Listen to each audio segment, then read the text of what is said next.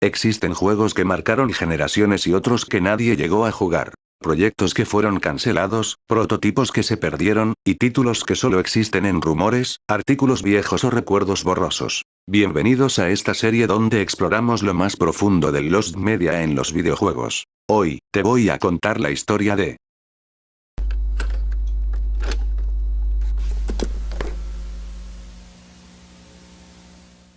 Importante. No hay que confundir este proyecto con la edición de 2024, que es una versión completamente rehecha desde cero. La versión original, de 2011, nunca llegó a ver la luz.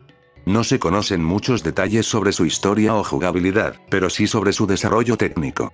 En el poco tiempo que estuvo en producción, el equipo se centró en mejorar el motor gráfico que usaban anteriormente, el X-Ray Engine, dando origen a la versión 2.0. El objetivo era que los modders pudieran trabajar con una SDK más accesible y potente. El proyecto fue cancelado por problemas económicos, y el estudio terminó en bancarrota ese mismo año. Lo que queda de esa versión son algunas capturas publicadas por GSC Game World durante el desarrollo, y varios prototipos del SDK que se filtraron en foros rusos entre 2015 y 2018. Incluso hubo un intento de subasta por parte de Loxotron, un usuario conocido en la comunidad, que puso a la venta el supuesto SDK completo por entre $12.000 y $15.000. Finalmente, la subasta se canceló sin compradores.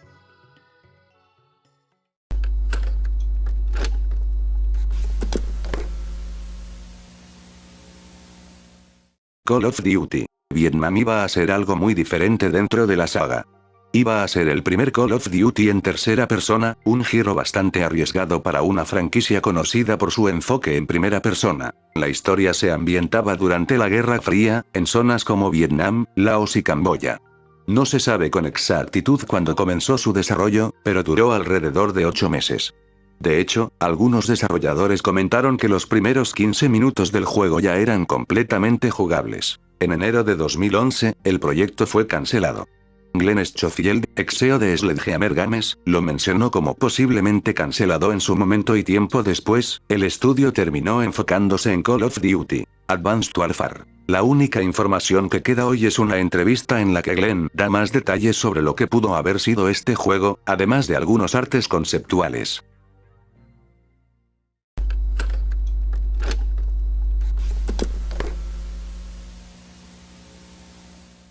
En 2012, un proyecto ambicioso comenzó a tomar forma en Argentina. Un videojuego basado en el Eternauta, el icónico cómic de Héctor Germano Stereld. Anunciado originalmente en Taringa, el proyecto llamó la atención rápidamente.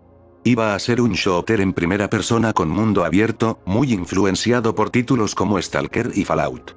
El equipo de desarrollo estaba compuesto por 42 personas, y la idea era clara: respetar la historia original del cómic, pero adaptarla a una experiencia interactiva. El juego no iba a ser lineal. Se estructuraba en capítulos, similar a Red Dead Redemption 2, y las mecánicas estaban orientadas a la exploración y la supervivencia. El jugador recorrería una Buenos Aires devastada, con condiciones climáticas extremas, combates, recolección de recursos y narrativa ambiental. Incluso se planeaba un modo cooperativo local, a pantalla dividida, para 2 jugadores. Pero el 23 de julio de ese mismo año, el proyecto se frenó abruptamente. Los nietos de Oesterheld solicitaron la suspensión inmediata, argumentando violación de derechos de autor, a pesar de que el juego se desarrollaba sin fines de lucro. Los desarrolladores optaron por acatar la medida al menos públicamente. La publicación fue suspendida, pero el desarrollo continuó. Para evitar más conflictos legales, el proyecto fue rebautizado como La Invasión de Buenos Aires. Se desconoce si el juego fue completado, pero distintas fuentes dentro de la comunidad aseguran que sí. A día de hoy, no existe ninguna build filtrada, demo jugable o material descargable. Solo sobreviven algunas imágenes del desarrollo y discusiones en foros.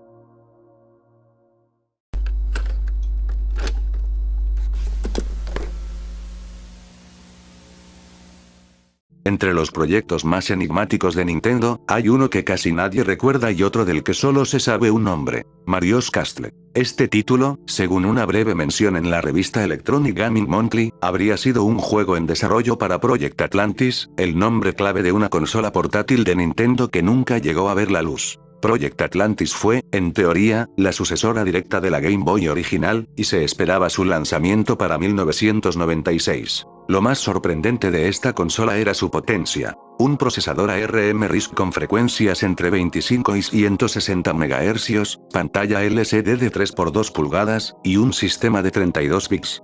Según Game Informer y otras publicaciones de la época, su capacidad técnica superaba incluso a la futura Game Boy Advance, acercándose más a consolas de cuarta o incluso quinta generación. Pero este nivel de potencia tenía un precio. El hardware era demasiado costoso para la época, y técnicamente complicado de miniaturizar en un formato portátil.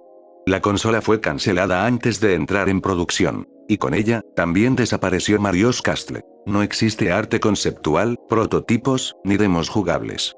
La única prueba de su existencia es aquella nota en Electronic Gaming Monthly, donde se menciona el título de forma aislada, sin detalles de jugabilidad, historia ni género. Lo más probable es que haya sido un simple nombre en planificación que nunca pasó de esa etapa. En la GDS de 2009, Masato Kuwahara, director del desarrollo del Nintendo DSi, mostró un prototipo previo a la Game Boy Advance. Por su diseño, muchos creen que se trataba de una unidad real del Project Atlantis. Hoy, Mario's Castle se considera una pieza de Lost Media casi irrecuperable. Si algo quedó guardado, probablemente duerma en archivos internos de Nintendo inaccesibles para siempre.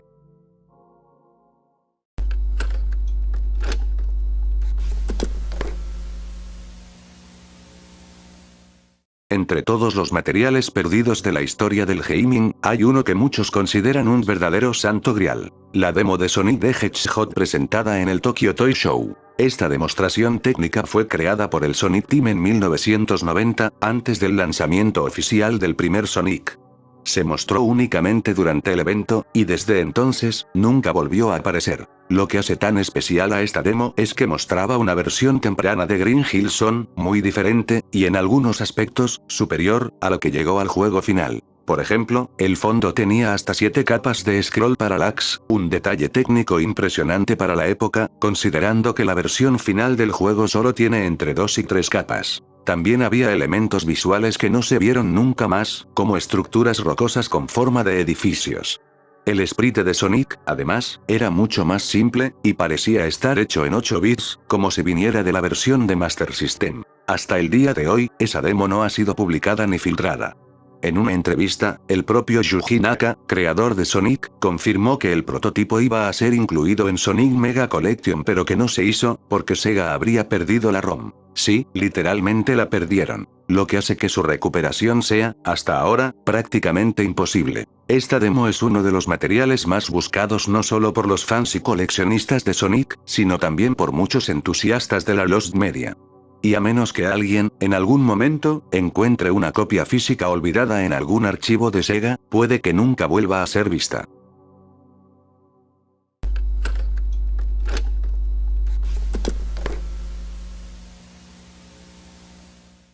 Real Madrid. The Game fue un juego que iba a tener un port para la DS pero este no fue lanzado. El juego fue desarrollado por Atomic Planet Entertainment, un estudio británico con experiencia en ports y licencias deportivas.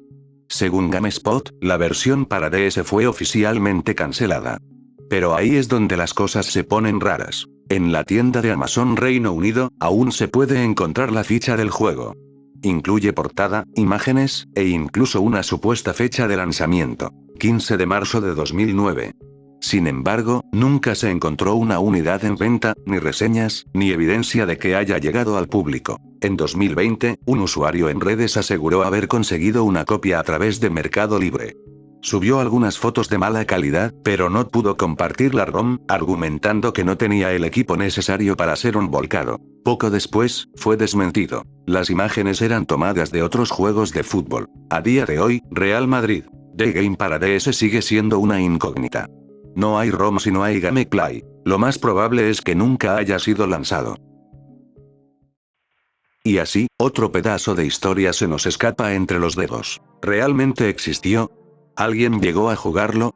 Tal vez algún día aparezca o tal vez se quede perdido para siempre. Si te interesan estos misterios, suscríbete y activa la campanita, porque quedan muchos más casos por descubrir. Sin más que decir, nos vemos en el siguiente camino.